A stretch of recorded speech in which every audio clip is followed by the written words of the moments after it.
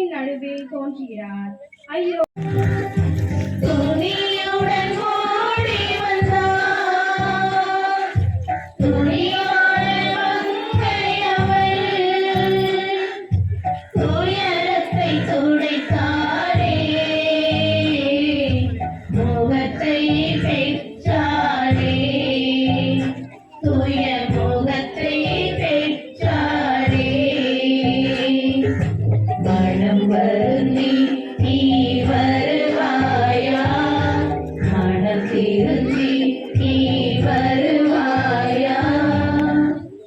கண்ணியே மாசிலாரமாமரே இப்படிப்பட்ட பாடுகளை பாவிகள் பரிசீலனை தாயே இயேசுநாத சுவாமி பாடுபட்ட ஆறாம் ஸ்தலம் இயேசுவை ஆராதித்து வணங்கி வந்த சுத்தம் செய்கிறோம்.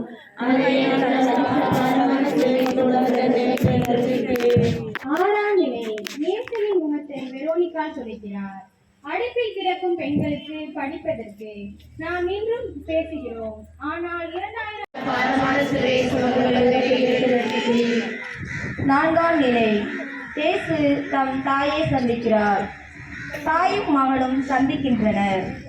எந்த ஒரு தாய்க்கும் இது நடக்கவே கூடாது. அவர் தொடர்ந்தார் பயணத்தையே மனம் வருந்தி நீ வருவாயா, மனம் திருந்தி நீ வருவாயா. கண்ணியை மாசிலாத மாமனே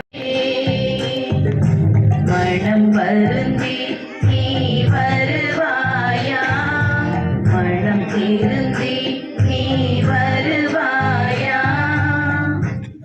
கண்ணியை மாசிலாத மாமரியே திருமணப்பட்ட பாடுகளை பாதியில் உள்ளத்தில் பதிவு செய்திருக்கும் தாயே இயேசுநாத சுவாமி பாடுபட்ட 2ஆம் ஸ்தலம் இயேசுவை உம்மை ஆராதித்து வணங்கும் போது நன்றி என்று தோற்றம் அடைகிறோம். அதே நின்றால் அச்சிஷ்ட பாரமான சிலுவை சுமந்து உலகத்தை மீட்டு ரட்சித்தீர்.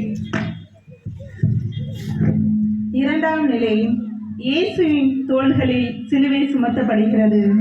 சிலுவை சாவு யாருக்கு தரப்படும் தெரியுமா? கொடியவர்கள், கள்வர்கள், கலகக்காரர்கள், கொலை வெறியர்கள் போன்றவர்களுக்கு தான் தரப்படும். சிலுவை சாவு என்பது சாதாரணம் அல்ல. மிகவும் மோசமான ஒரு கைதிக்கு மட்டுமே கொடுக்கப்படும் தண்டனை. இயேசுவை அவ்வளவு மோசமானவரா என்ன? என்ன தவறு செய்தார் இயேசு? பிறந்த